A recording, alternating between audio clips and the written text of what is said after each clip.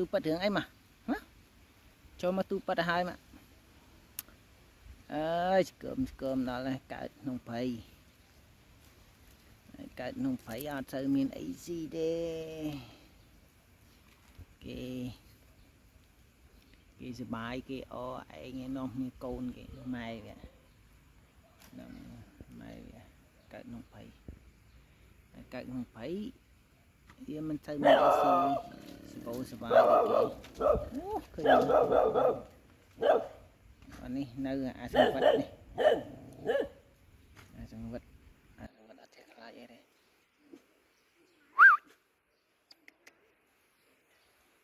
mau mới thì là bong không người này cái luôn đây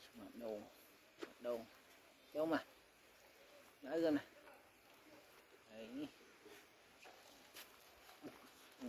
nó hay sao